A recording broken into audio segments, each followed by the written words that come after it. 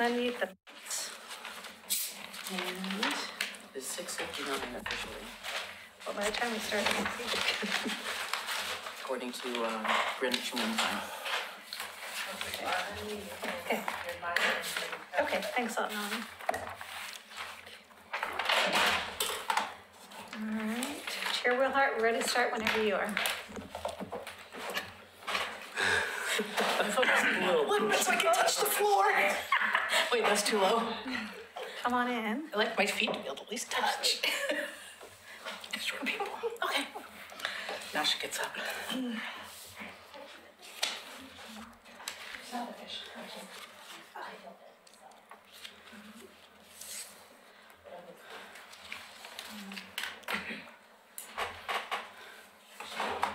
What happened to Denise?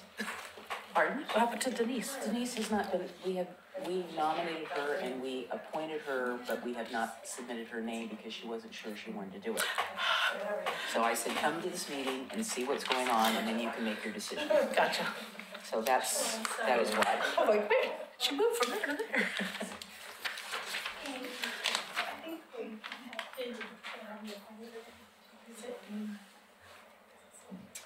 Oh, Jesus. Do we have more than John? John, you've been officially appointed. I believe so, yeah. I can go. Because Mary didn't read any in at the city commission meeting. But here's the thing, if they've been nominated and approved by their neighborhood and submitted and we're debating, since we're not voting, I don't mind vote that, but see, Denise hasn't been, her name hadn't been submitted. Oh, you're. Okay, well then, we're not gonna vote and we'll just vote. I'm actually the alternate, I'm our regular person. You haven't submitted it, so I have to, she's the chair, so well, I'm hoping we find someone to fill in this position. Carla, has your neighborhood submitted your name to the mayor for approval? Okay, so we're gonna have to have you say no. Okay. Like, just like Denise. Okay. That way we can. The other Denise. Okay. No, we have two Denise. I know, that's how we refer to each other. Yeah. Denise and the other's the other Denise. It just makes more sense. Why Denise is right here and I Denise is right here. And John's been nominated and your name has gone to the mayor for appointment? I don't know. I'll do a double check while we're doing the presentation. Okay. Call the mayor. Okay. All right, welcome everyone to the January Citizen Involvement Committee meeting. We have a little bit of confusion going on tonight as we are awaiting some appointments from the mayor, so we're trying to clarify. So we have some people in the audience who are waiting for names to be submitted, and we will welcome you. And when we have a roundtable, if you have anything to say, then you have people here from your neighborhood, so you could coordinate with them if you have anything you want to say. And with that, we will have Dennis take the official roll call. The official roll. Kanema? We're here. Three We Rivers. might explain how that works, Dennis, to the new people. I call the neighborhood and the delegate can say they're present. Okay, Kanema, we've done. Two Rivers, excuse me. Gaffney Lane. Here. Park Place. Here. Hillendale. Here. Tower Vista. Here. McLaughlin. Here. Rivercrest. Karen is excused. Caulfield. Yeah. Berkeley Hills. Here. Great, thank you. And we have a special welcome tonight to our new commissioner, Rachel Lyles Smith. She has taken Brian Shaw's place as the liaison from the city commission. Yes, so, thank you. Okay, presentations. We'll just start right up with, Caitlin Jackson from ODOT.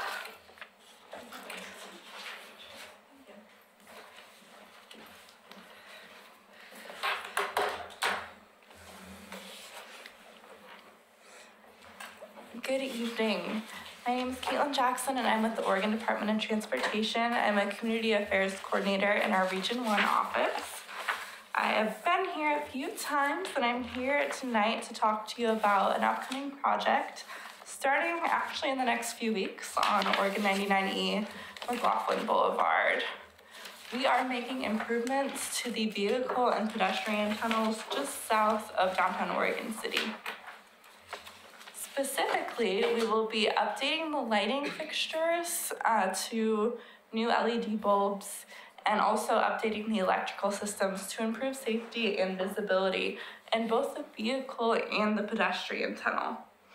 We'll also be installing a variable message sign to the south of the tunnel to let drivers who are traveling north through the tunnel to know of traffic conditions such as congestion ahead. The third element in coordination with the city is to close the left turn from southbound Oregon 99E onto Tumwater Drive. This will reduce conflicts with the future McLaughlin to Kenema Trail and improve safety by reducing turning conflicts with vehicles. Construction is beginning soon. As early as potentially next week, you could see some crews out setting up signs and getting ready to start work. Most of our work will take place at night to minimize the impacts to those who are actually traveling on 99E. So those of you who travel at night can expect to see some flaggers directing traffic and also to experience some delays. Those impacts include short-term full closures of the tunnel at night. These are 20-minute closures that are scheduled between 10 p.m. and 4:30 a.m. We're also planning on pretty much nightly single-lane closures in the tunnel and surrounding areas, including with flaggers directing traffic. So the lane closures will start at 7 p.m., but flagging will not start until about 9 p.m. during the week. So even though you'll start seeing lane closures at 7, you'll have about 2 hours before we actually start directing traffic with flaggers, which will be when you experience most of the delays. We will also be doing a few days of daytime lane closures between the commute hours from 9 a.m. to 3 p.m. Again, we will primarily use nighttime lane closures, but I do want to make sure you know you could see some crews out closing a single lane in each direction during the day occasionally.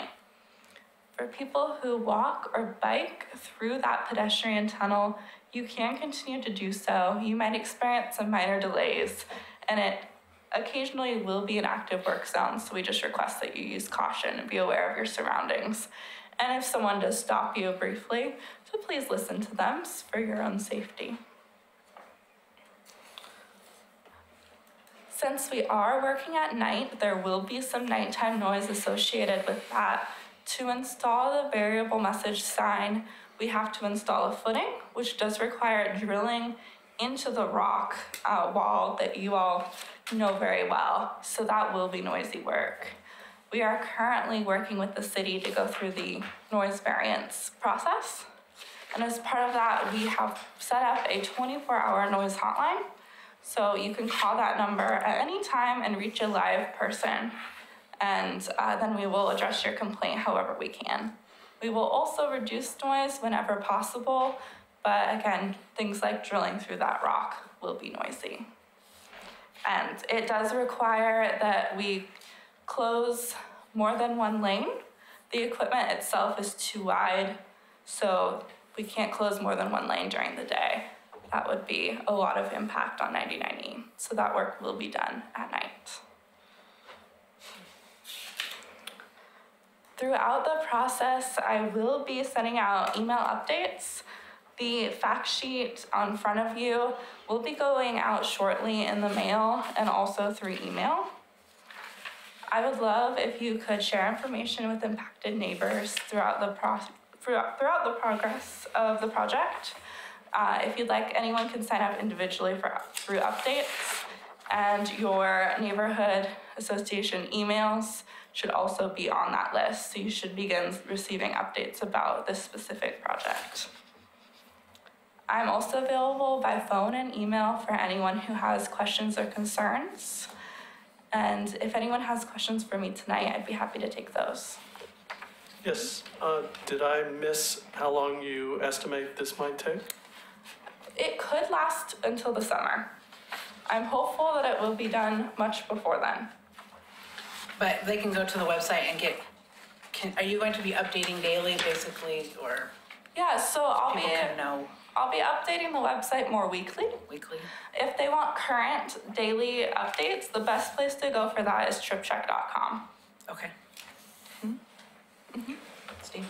So is the left turn onto Tumwater permanent or? Okay. Yes, it is. So I didn't think you could turn right off of northbound to Correct. Tumwater. Tumwater's one way, so it's no longer usable. Up to the VA. You can still, yes, you can still access the property there, but you can't access 99E once it's closed. At the museum and the VA home. Well, you can come, yeah, from the other direction, Yes, but Tumwater is one direction, So you turn left at the light off 99 and then turn left onto Tom. but yes. so that section of Tumwater, which had only been accessible by turning left off of southbound 99, can no longer be accessed because you can't turn into it. So I guess I'm missing I something. guess, yeah, because you can go down by the museum You and can- then you can go all the way down to the exit and it, right But you past the can't exit, that's turn, it. yeah, that's one way there. You can't turn onto You 90. can't turn back into it, it's gotta be a two-way street, I think, for the question. It's two-way to the driveway up to the VFW. Yes. Yes, up to the VFW, and then the rest of Tumwater, between the VFW and 99, It's one way and will be closed, yes. It's just a median though, pretty much, isn't it? Okay, yeah. The closure? No, I mean, there really isn't anything in between that Yeah, there's driveway and nothing there, it's 99. just Nothing no, there. but Just Correct. it's just one way. It can be made pretty. it's a roadway. It's a street in Oregon City that is no longer accessible. No, No. They're gonna close it. The portion to the south this on is this the part, map. the only part they're shutting down is right here, Yes, that comes off. But it's two-way that's what here. I'm saying. They are not going to be, you can't use that piece of road anymore. You can come this way. And I it's- do that all the time. I used to come this way if I'm going to the VFW, but, so, Yes, so if you're traveling southbound on 99E and you want to go to the VFW or the museum, you would continue up to Second. I come off of Washington or High or whatever, and come the other way. Yes. It's just, we gonna rip that street out? I will leave That's a the question city- for the TAC. Yes. I will leave the city to talk to that. I do know that there is a plan for the trail to come through in that area. No, we're not ripping the street out. I believe that that's the emergency access for South End Road when 99E is closed for large trucks to make turns onto 99E. So, Okay. part of this is a closure to prevent the left turns across the double stripe off 99E, which is an illegal left turn right now. And then to try to coordinate, once we do look at the Kenema Trail, what improvements would be made there. I don't think have been identified yet. Okay. All in all, we're expecting pretty much zero delay to continue to turn to up on Second instead of taking that turn at Tumwater. Linda? When you shut down Highway 99 at night for 20 minutes, are you going to do a detour around or let people know there's a detour, or will they just be sitting there? There will be signage well in advance, kind of similar to how last summer we had the rockfall signs up to expect delays, but I don't believe there will be a signed detour. The detour around? There definitely will not be a signed detour onto roads such as South End. What kind of notice do you guys put up in advance of this project? Timeframe, a week, 2 weeks, 3 weeks? Do you put signs up so people that don't watch these meetings have a warning? Yeah, there should be signs out at least a week before significant impacts. part of that first activity that you'll see are those construction signs coming up. It'll be well worth it when they're done. Yes, that lighting will be a nice, refreshing sight, especially I've heard in the pedestrian tunnel. Any other questions? All right, thank you very much. Thank you. Okay, Christina will now put on her planner hat. I'll put on my planner in just 1 second. Yeah. You push it. Christina, I know, I'm gonna add this to the liaison. I know that this mailer's going out, but if you could also email us this presentation, we could forward that out to our email list, double whammy. Okay, let me write that down.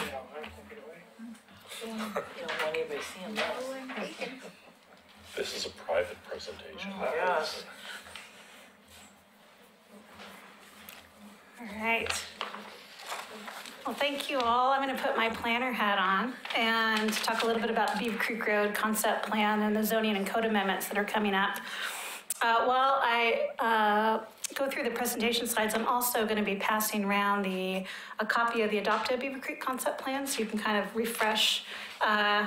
If it's been a while or you've never looked at it, this was adopted in 2008 and re-adopted in 2016.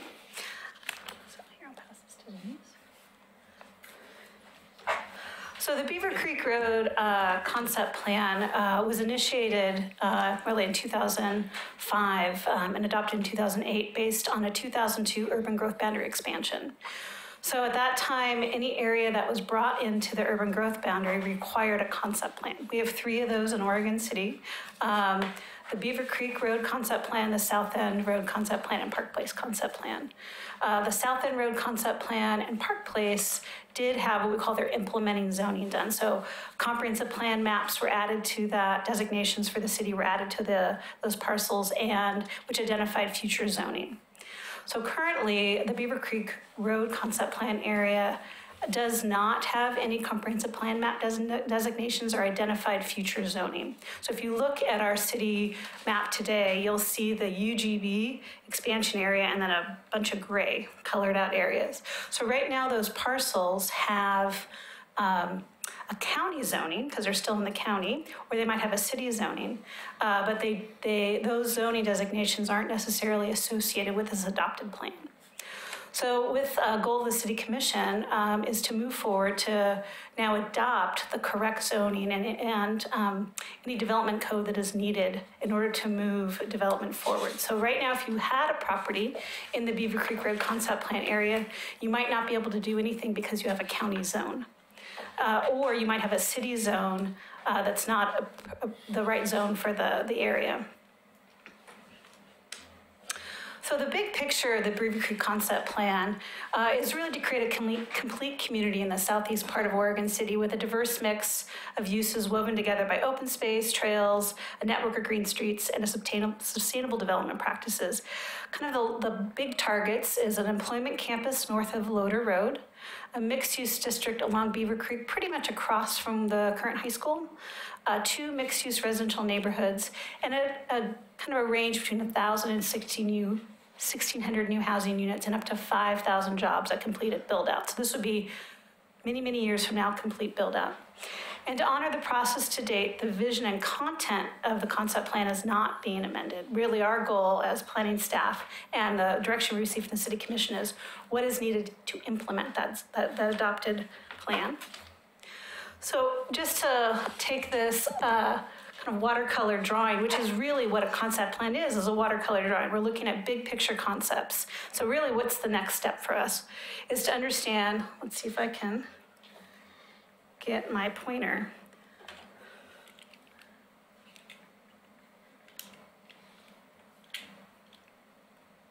There we go. So the area in kind of the light blue is this employment zone area. And so we're looking at potentially, city zones that could support living wage jobs and kind of that mix between campus industrial and industrial, or really jobs-focused zoning.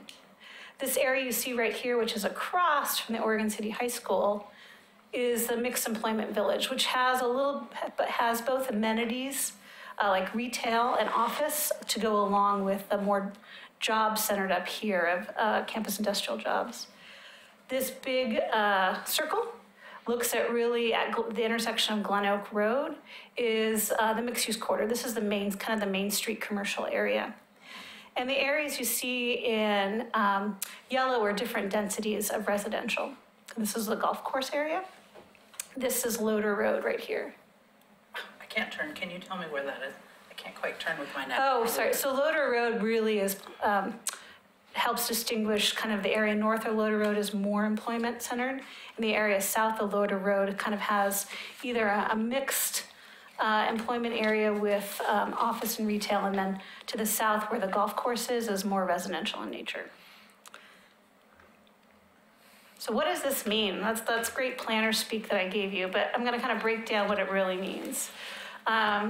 This will allow new land available for living wage jobs in Oregon City. Right now, we have very few parcels that are currently available for development in the city. They're not highly constrained. So this will add zone property for jobs available in our city. There's a natural ability to collaborate with Oregon City High School and Clackamas Community College in these new businesses, and we have heard that that's interested, all three parties are interested, you know, people that are interested in moving in for jobs, both the high school and the college. Now, our zoning code can't mandate people to talk to each other, but people are really interested in kind of this, I'm gonna use a buzzword, the synergy that can happen between the college, the high school, and jobs. There are opportunities for amenity in an area that is historically underserved. We've heard we have to drive to get to anything. Right now, there really is not a lot of opportunities for any retail or to walk really to anything. If you live out in this area, if you're an existing residential and even the new residential. So there is able to have a little node in the southeast part of the city that you could walk to amenities. It creates a cohesive neighborhood where people can walk to the high school and the college and potentially even jobs. So both people who are living already in that area and people that will newly move in, we can create kind of a new neighborhood in the southeast part of the city. And investing in mixed-use development and job centers means we are more likely to improve our transit access in Southeast Oregon City. I know I've heard from a lot of people about how do we get better transit access in Oregon City, and it really is a conversation of get higher densities of all those uses together, and that's really what's, it's that number of rooftops and that number of dwelling units and number of jobs kind of close together as possible. That's really going to increase our likelihood to extend our service out there. And it provides new housing in a variety of types available to our community. And finally, we are honoring the public process that happened here in the mid-2000s that created a vision and a plan. And we are here to move forward to adopt the code that's needed to honor that plan and that process.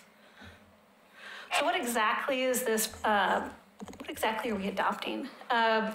We are adopting amendments to the comprehensive plan map and zoning map. So today on your right, you'll see these are our existing maps. Actually, right here, look at that, there's a lot of blank area. So we'll be filling this blank area in with new colors. And then we'll be looking at any amendments to the development code that are needed to be implemented for required elements of the plan. And just an example is the plan looks at allowing more industrial uses as home occupations. Well, what does that mean, and how does that code, should that code be written? And so those are the kind of things we'll be looking at is what's going to be, what is required to implement this code, and do we already have it in our code, our city code today, or do we need to amend it? So I'm going to go over really quickly kind of the process for development, because I think this is good to kind of understand where we are in the process and kind of how much longer it will take for development in the Beaver Creek Road Concept Plan area. So if you look here on your left, this is the concept plan. It was initially adopted in 2008 and re-adopted in 2016. Well, normally once you do concept plans, then you move forward with annexations. And annexations are initiated by the owner. And then the property is rezoned. And then development happens, which is about a 1 to 2 year process for development review. And then there's building construction. And that really is initiated by each owner, is repeated each time. And it's really based on owner's desired market conditions. So we can zone all we want, but it's really owner's desire, market conditions that, really implement the plan. The one unique part about the Beaver Creek concept plan is actually some areas have been annexed into the city and are currently paying city taxes, but they are carrying a county zone. And this was done to allow them to be brought in, waiting for this next step to be implemented. So they're currently paying city taxes, but they can't redevelop until this is rezoned. So this area, this red area where it says zoning, when the concept plan, when the comprehensive plan maps and zoning code and zoning maps are adopted as part of this process, we will rezone areas that are already in the city that may have the wrong zone or a county zone. So that's the only thing unique to a traditional linear process of concept plans adopted, then you annex, then you zone, then you develop, then you build. Is usually the city, each owner does the zoning, and as this part, we will be rezoning properties that are inside the city that have the incorrect zone. So how can you get involved? We have a website, and when I'm done with this presentation, I'll pop open the website on the city page so you can see how we got there. But it's www.orcity.org/Beaver Creek Concept Plan. And we have a contact page, and you can go to the contact page and put in your email address, and you'll get on our mailing list. And once we have information on the public meetings or draft documents or any updates, you'll be on our, once you're in, you'll get all the emails from me about updates. We'll be reaching out on social media. We are putting 2 signs up on Beaver Creek Road with the concept plan website. We've met with Community Conversations. We're meeting with Caulfield Neighborhood Association in January, Beaver Creek CPO, meeting this with you this evening, as well as more one-on-one meetings with property owners or people adjacent. We're happy to meet with people who live adjacent to the project or live in the project area, and people can contact me directly. This is also going to be a legislative hearings process, so we'll go to the Planning Commission and City Commission, so you can be involved in that when it goes to the hearings process and a typical land use process. We have 2 public meetings scheduled. January 29th was a Tuesday. It's going to be in the evening. I was hoping to give you the time and place, but we're just finalizing that.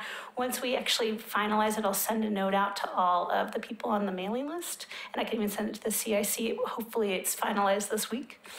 And then we'll have another meeting on April 9th, as well as work sessions with the Planning Commission and City Commission in May and June, and then public hearings in the summer. You do mean 2019 though, don't you? Did I put 2000? Yeah. Because it's January. Well, it's 2018 somewhere, so you just, go with it. Every year there's one presentation where I put the wrong year, and now I've done it, so I can move on. So I'm going to show you real quickly where the website is, and I can answer questions. Let me go to... John, do you know when they're coming to Caulfield? It's the 22nd, 23rd, it's a Tuesday, or Tuesday is that? 22nd, 23rd. 20th is a Sunday, so 22nd. 22nd. Night is HRB. I don't know, sorry. Is it going to overlap with HRB or be before? Well, this is the neighborhood association, so I'm going to their normally meeting. The one they're normally, yeah. Sorry, my web, it's not tracking correctly. There we go. Goodness gracious. So on the planning side, I'm on the planning department's page, you'll see Beaver Creek Concept Plan Implementation. If you click on that, and I don't know why this is floating, we have a bunch of project pages, and you can go to contact. Oh, we can do it, guys. Let's slow down. Go. No, really, it's floating. It's thinking. Okay, well, if you click on contact, you can put in your email address and I will get it. Let's see. We get the idea. Funny. We've all had this. This is hilarious. Presentation, something's going to happen. Okay, well, imagine I clicked on contact. It's just a contact page. Feel free. You can go based on the web address. The project page is on your agenda, so you can just click on that, or you can get it through the planning department page. So I'm available. We're just starting the process. So I'm available to answer any questions. Some of it I may answer. That's a great question. Well, we'll work on that during the process, but I'm open for any questions people may have. Any questions for Christina? looks like we all await the more information coming. All right. I think Tony hijacked the mouse somehow. Maybe. He's got it on his phone.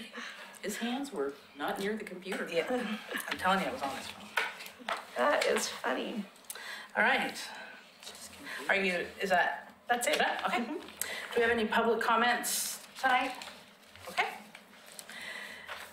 Moving on, for staff liaison from our last meeting, the update that we had asked that Christina send out an email regarding William Gifford had come announcing the Park Foundation meeting on Tuesday, the 15th at 7 p.m. at the library, and that email did go out. So that's what we had. And right now I have ODOT presentation. I will send that out. Okay, that's what I have too. All right, next item on the agenda is elections. We currently, with Mike Mitchell going on to the Planning Commission, we have a vacancy for the Vice President. For those of you who might not know, the Vice President role, basically conducting the meetings if I'm not here, or any other meetings or reportings that I might need, that you've asked me to go to that I can go to, then the Vice Chair would go to that. And then participate in any executive meetings if needed. That's what I came up with. Anything that you think of, Dennis? No. Pretty fairly low key, unless I'm not here, then you get to be this person, so. Because we have so many people that are just coming on or waiting to come on, I didn't know if we wanted to table this into the actual election itself and wait until we get some more people, or if there are nominations that want to be made tonight. If you want to think about who you want to nominate, I'm open to suggestions. I would move that we postpone it till the next meeting. Table. Okay. So that more people get on board. Okay, I agree. we will do that. Wait a second. I don't think we actually have to make an official motion, but do we?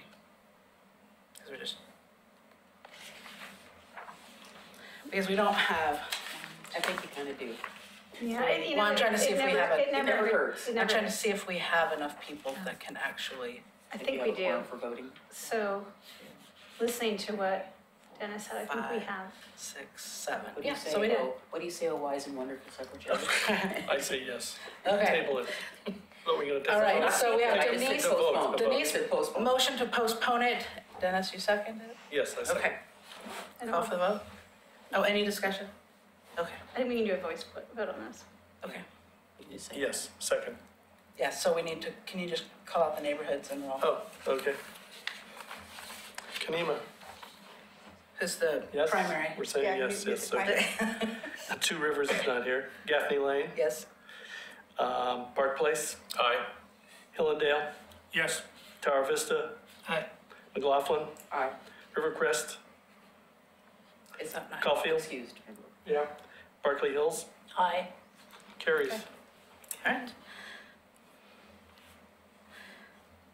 Great. Then next item on the agenda is our general business. Was it at our last meeting? It seems like months and months ago that was our last meeting, instead of just 1 month. We talked about our goals and we created 3 subcommittees. When we're talking about this goal particularly is to help develop resources to help maintain active neighborhood associations. The first group was to contact city sites, facilities to see about putting up a static display. I'm the lead on that. I can tell you we haven't met yet, so we will be doing that. I'll get a hold. So at this point, we have Dennis Anderson, Steve Van Haverbeek.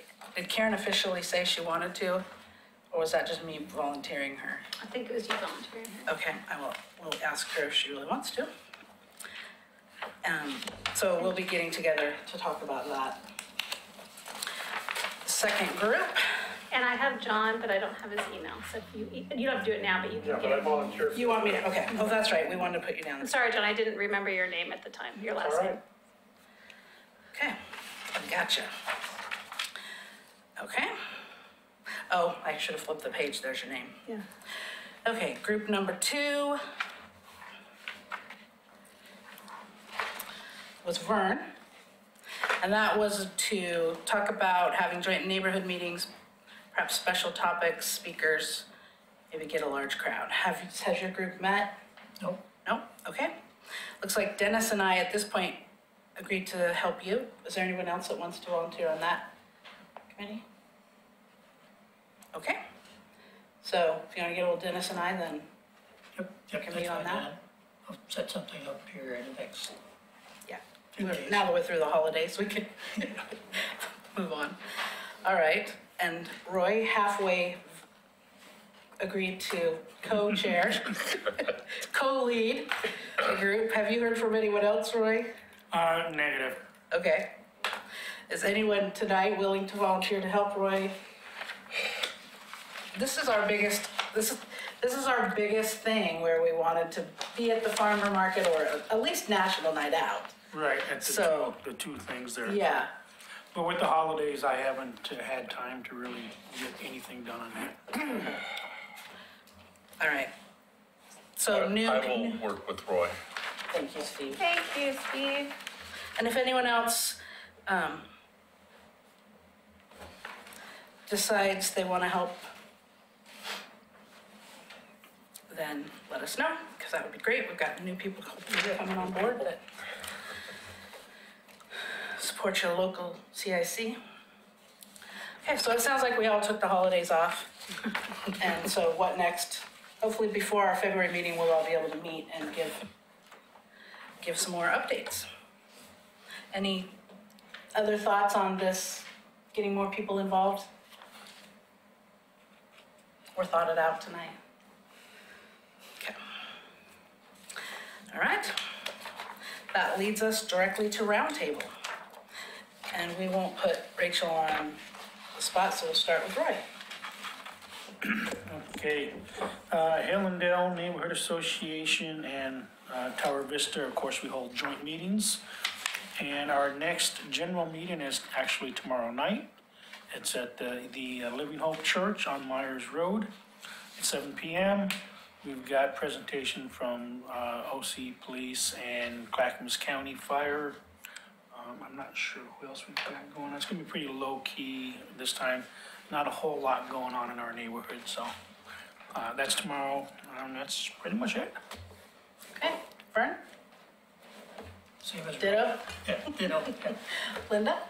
Kenema got a nice shout out from Chris Wadsworth, because we adopted 3 students for Christmas.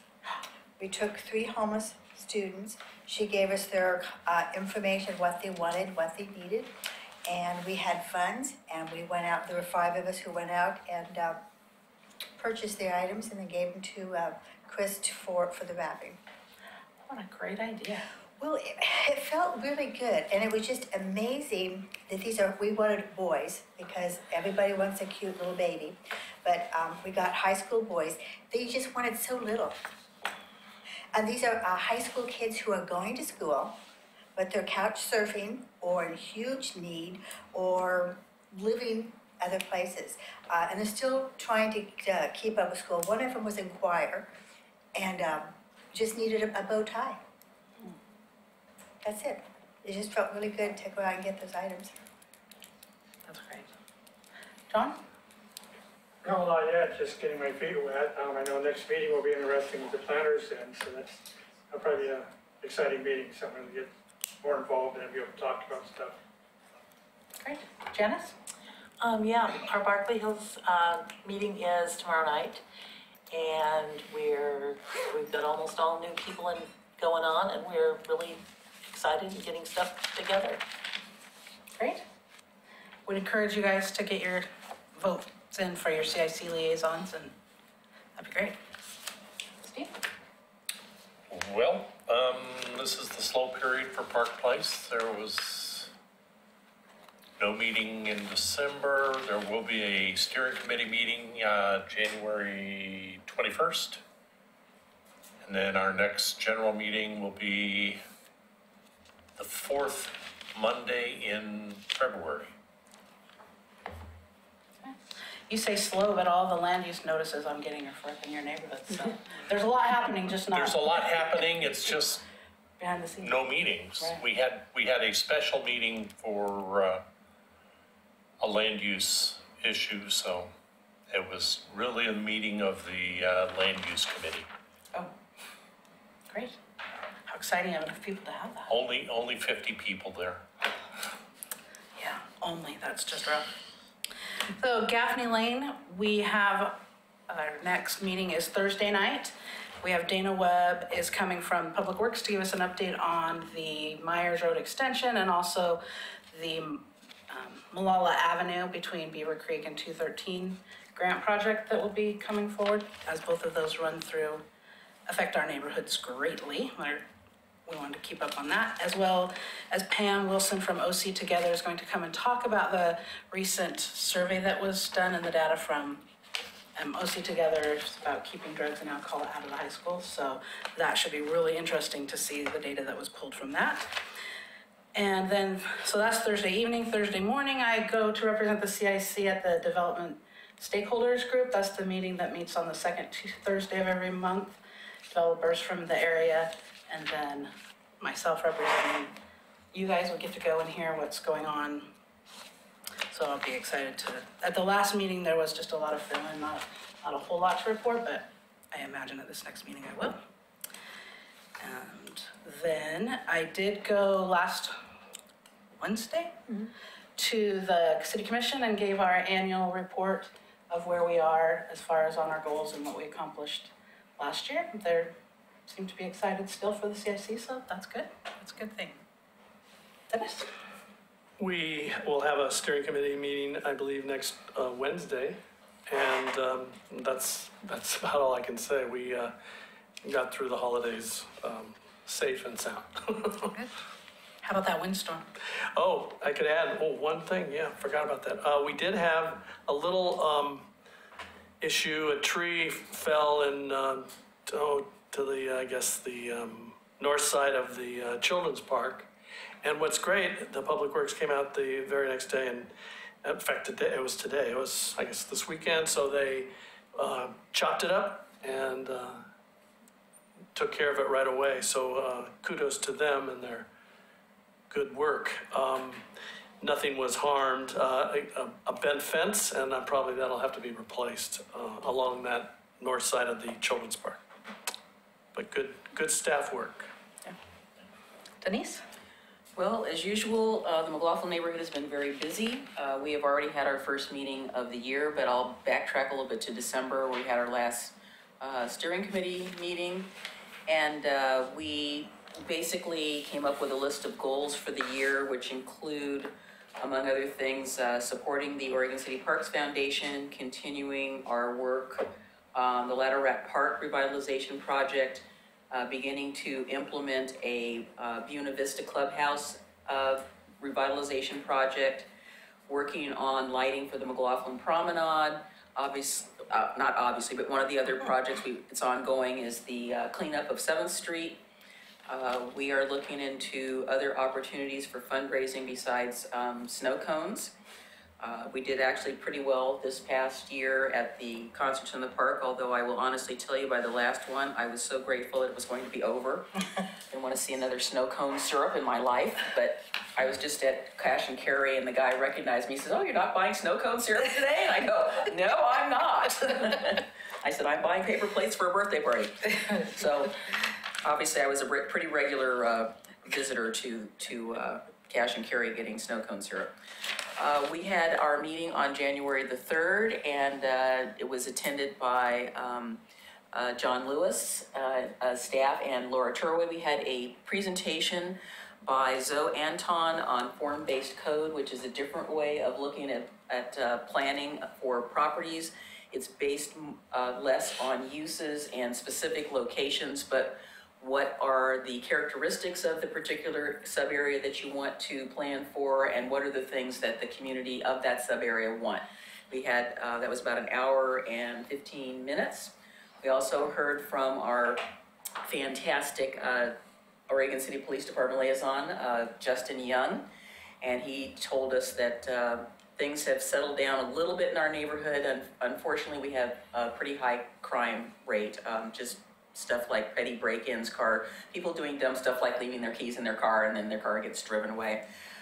He did tell us that he was going to go back on graveyard, and he was encouraging anyone to sign up for ride-alongs. I did 3 with him last year, and I can tell you it was an interesting experience.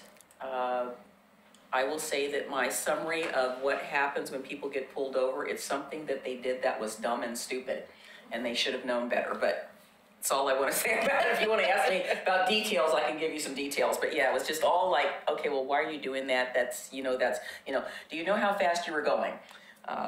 So anyhow. I take it he's no longer in the detectives? Yes, no, he still is. He's still ahead of all the detectives, but he's going to be doing some shift changing, and so if you're a night person and like to go out prowling around Oregon City at night, I invite Do you it to. legally and go with Justin? Go what? I said do it legally and Yes, go do with it Justin. legally and go with Justin, yes. Yeah, I'll probably sign up again and go out with him now that I know what to expect.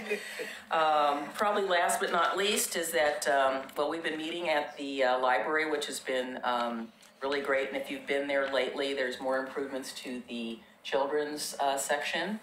And we're looking forward to a vigorous year with our new board. And that's kind of about it. All right, Christina, do you have anything?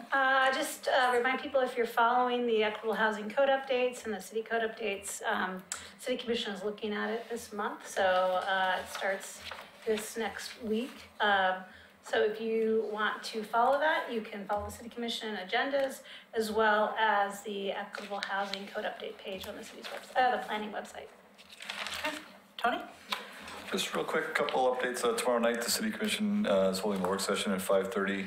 The Library Board will give their annual update, as well as the Oregon City draft strategic plan for the library for the years 19 through 24. So Library Director Cole's been working quite a bit with stakeholder groups and putting together that strategic plan. Those will be the 2 highlights. There's also my contracts on there for discussion, as well as the electronic use policy. So trying to clean up emails throughout the city, and then also moving towards providing city email addresses for planning commissioners and historic review board members, so that they'll be a little bit easier to manage their email for the city to comply with public records requests and retention schedules.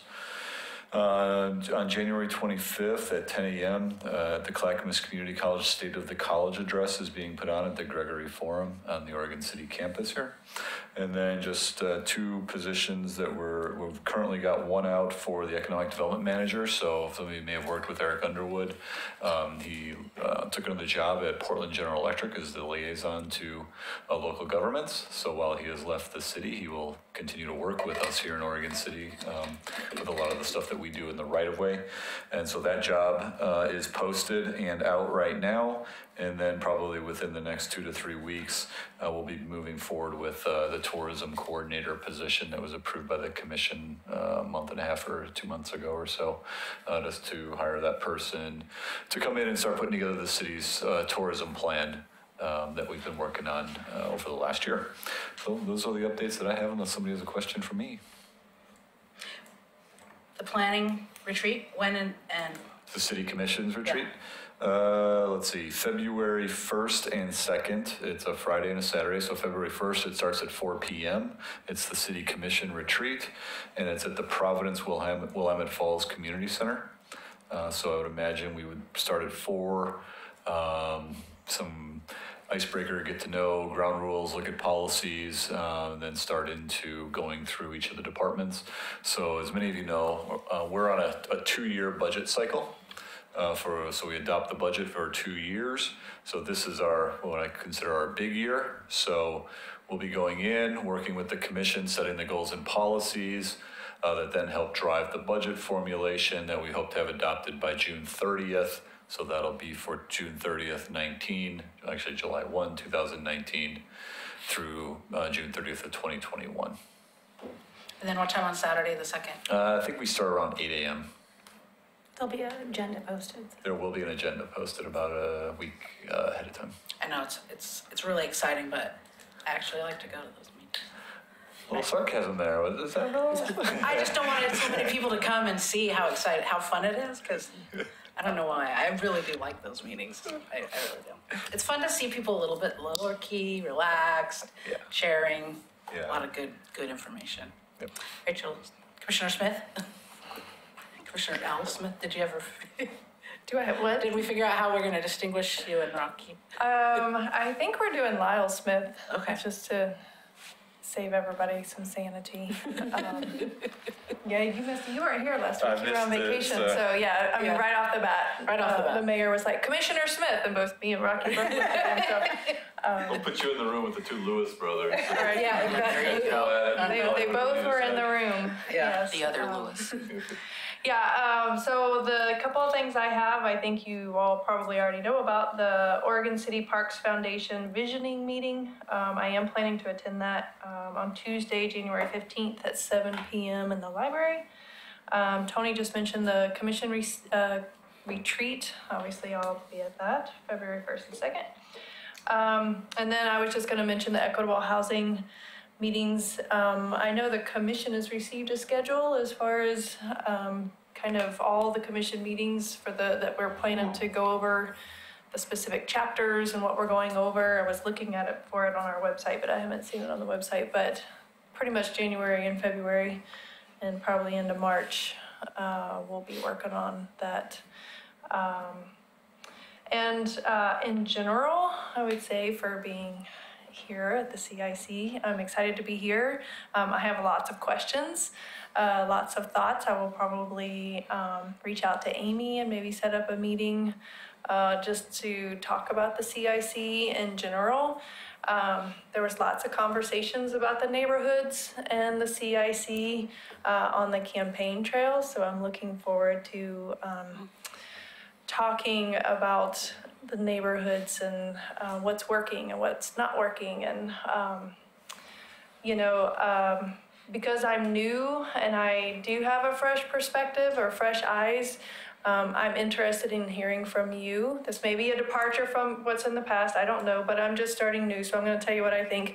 I am interested in hearing from you as to how my role can help you and what information you'd like to hear from me versus me just charting off a couple of things of what I'm participating in. So if there's something that I can do instead of just warming a chair, and I'm not implying that Brian was doing that, I'm just saying that I'm open and I'm all ears to participating with you all on that relationship. My understanding is that it's supposed to be a two-way relationship between the CIC and the City Commission. I don't know if it's a two-way or a one-way. And so I could easily see it being a one-way, but I think it should be a two-way. So anyway, I hope that gives you a little bit of perspective from how I'm coming in on this and looking at it very open-minded and always looking for ways to improve government. That's one of my passions, is improving government and the way that we do things. And so I always think there's ways to improve. So I'll just leave it at that for now, but I look forward to working with you. Does anybody have anything for Commissioner Al Smith on that note? Okay, well, thank you and welcome aboard. Thanks. We too like to hear two-way street. We like that. All right, anything else for the good of the order? Yeah. What? You were saying that any of them could have, Oh, I said that they should talk to their representatives up here, and then if there was any. Actually, I have something for Rachel. Okay. It would be really great if we could get just a scotch more money in the budget for communications for neighborhood associations. I think that, I go back to the days when our neighborhood association did a 6-page newsletter and we hand delivered it and we had a lot of participation in our neighborhood. We still do the postcard, and I do know that postage is going to go up a little bit again, but, they probably need it. But, if there's a little more money that could be put into helping with communications, that would be fantastic. All right. I second that. And that reminds me, as Gaffney Lane Chair, I need to ask, when we moved our meetings to every other month with the cost of postage, we anticipate running over our allotted budget. We have enough for the next newsletter or postcard, but after that, I think, so there'll be one more, I think that we would be short on. So some neighborhoods don't use all their funds, and there was still a slush left over from last year, right? So I just need to ask permission for Gaffney Lane to use I was anticipating asking to use some of the slush fund. We also will run, we've always run over, we have 6 mailings that go out because we have meetings every other month too, so it should just be, if there's money left over and people aren't gonna use it, it should be reallocated to the neighborhoods that are actually trying to get, I mean, everybody's trying to do something, but they don't meet as often. In the past, we have required them to ask. Yeah.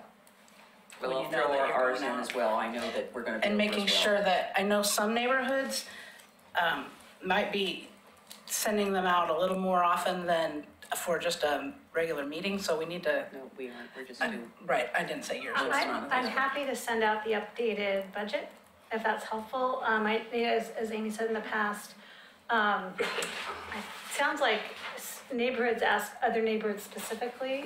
Well, it just depended on the situation. We didn't always have, we weren't always able to see the carryover from the Yeah. previous year. Sometimes it was lumped into, back in, so Yeah, it was so hard to the know, budget so. I can send out shows the carryover as a kind of a right And it was about column line item. $5,000. About 5,000. So I can send that out, but one thing I didn't know was the relationship of the CIC and these neighbor association neighbor association mailings, and the CIC is not really the venue to make the decision, but it's really like a coordination between neighborhood associations, and then letting Kelsey know where that, our city staff person that does the mailings, in what budget to take the money out of and move to. So that's where she wants to know of where. And at this point in time, because the CIC, I guess, doesn't have any jurisdiction as, I don't know how else to do it other than taking it, just going over and taking it out of the slush fund, as long as we make sure there's enough. There's also some neighborhoods that are. Carryover funds. Carryover, yes. The carryover Sounds better fund. than slush. There are some neighborhoods that are under. So let me first send out the budget, but I think it's kind of a neighborhood to neighborhood conversation and then letting Kelsey know. Well, it can't be a neighborhood to neighborhood because no neighborhood is in charge of the carryover. Exactly. Right, I think the question is, if everyone uses the carryovers, is there enough? So I guess if we need to find out I guess the question is, one, which neighborhoods think they may be going over their itemized limit? And then two, of those extra monies, does the carryover cover that, or is it more than the carryover? All right, so when the email goes out, let's ask those specific questions, how many they anticipate sending, and we can do a little forecasting. Yeah. And ask the question if people Well, mind. we're talking about till the end of this fiscal year. Correct. Right, till the end of June. Right, so it's. So that would be any meetings in July would be sent, postcards would be going, some postcards would be going Yeah. out, if So you're I'll towards send- the beginning. I'll will send have out the 4. budget. Each neighborhood association has their allocated fund and what's been spent to date and what's left. Yeah. So you can take a look at what's left and start to think about how many postcards you're gonna send out before June 30th, exactly what Chair Wilhite was saying, including for a future July meeting, but you send it out in June. And then I'll be asking you to respond back. Do you have enough in your budget? How much more do you think you need? And I can add those up to see if the carryover budget will cover it, or if there has to be some discussion about neighborhoods providing that coverage with whatever they have Okay. left over. Okay. Linda? At what point do we redefine our neighborhoods and what the size are? If we have projected growth for, 2,000 units in off Beaver Creek Road, the huge growth in Park Place, where do we and when do we redo our neighborhoods? Is that something we would do, or is that coming from Well, it seems like we would up do above? it. Tony, do you know that? Because when the budget goes into effect, it's projected on, at this point in time, unless something changes, which I'll be going to this next retreat, and maybe I'll be saying something about that. But usually, in the past, it's been, when they do the budget, they say, this is how many you have right now, this is about how much or this is how much we're allowing per household, boom. So if in the meantime, in that year and a half, a lot more, if houses come in, then sometimes that adds to the count and sends it over. So is it adjusted at any point in time during those 2 years, or it just is what it is? Not that I'm aware of. I don't ever recall adjusting it. What do you have any idea, maybe this is a Wyatt question, if every neighborhood used, or between the neighborhoods that went over, if it was going to go over the allotted amount? I Do don't the, think, do the mailings, my understanding is it wasn't based on on the number of people you have, or the number of mailings, because we did not have 1,000 until we were asked to take in a couple of other areas, and so that really bumped us up. So I mean, we have close to 1,500, and that's a lot of postcards, but that's what the size of our neighborhood is now. If other neighborhoods continue to grow and they get beyond that, I think that's something for CIC to have a discussion about is how big is too big, you know? Well, the CIC has no jurisdiction Well, over no, but I it. mean, we could make recommendations, because Yes. again, we were asked to take in the area by the hospital and the old Buena Vista neighborhood. That was not originally part of the McLaughlin neighborhood. Right. Do they partake in the McLaughlin neighborhood that you took over? Did they join you and say, oh yeah, we missed this and here we are? We get some of them. We get some people from up by the hospital, and we get some people in Buena Vista, but, you know, not like the core of, you know, our neighborhood. And they get the same postcard everybody else does, so. Yes. Did you, so the question was, What would happen if all Yeah. of a sudden 1,000 new homes came in? and, Depends on which neighborhood. you go to. right, and the postcard, and Kelsey goes to the county, she pulls the current list, we send it out, and we go over budget. I mean, does this come out of, is ours part of the general fund? It's general fund. Okay. Yeah. I wouldn't, I can't imagine it would be a significant amount of money, you know, and I don't recall running into an issue where we've had to do a significant budget adjustment to address any well, fluctuations. if we all of a sudden did 6-page newsletters, then. Well, that's different. I mean, that's not doing mailings. Magazine. You know, as long as we're, I mean, if the scope changed to what we're Sure. paying for, that's different than new properties coming into the neighborhood. Okay, Steve? Sorry, I didn't know we were gonna be that fast. Anyway, so it's Two Rivers that has all of the apartments going in that are now filled and are now members of the Two River, of course, allegedly, yes, the alleged Two Rivers. So if they send postcards out, they're going to be nailed by. They have not sent postcards out in a year, over a year, so maybe I'll they be, don't. and Maybe they- I'll If they be were to interested send to see, postcards they're out. supposed to have a meeting this week. I plan to be at that meeting. If that meeting is being held somewhere not where it's not advertised online, I need to know. But I would be interesting to find out from Kelsey, and maybe that could be on the spreadsheet. Yeah, if it'll they be on did- the spreadsheet. If they ordered postcards for this coming meeting. In the spreadsheet, you'll see what month it was ordered. Yeah. Okay. That is I good. think They staff, haven't used any, so if, with their addition, they could send out some and they'll probably be okay. I think that, you know, if Kelsey has issues, maybe you can check in with her. If we have budgetary issues, Christina can bring it forward and we can figure out how to address it. No, Yeah. not particularly too worried And about it. we don't want to put too big of a burden. I mean, I don't know how that all worked, because when I was talking to Katie Riggs, she was involved in part of this, the budget thing too. Yep. And I said I'd be glad to help and just volunteer some time if they needed help counting numbers or running numbers or anything, because. Appreciate that, yep. So. We'll check with Katie. I know her, you know, Riggs, and then, well, Durfee used to do it, Katie Durfee used to do it before her, and then Riggs. So I mean, I think between checking with her just to see it historically if we've had budget issues or not, and if we have, how he's addressed it. I don't think it's since gonna I've be been an issue. involved, but because there's been a thicker line drawn between CIC and neighborhood associations, we have different ways we need to go about it. Yep, Okay. Anything else? All right, we're adjourned. thank you.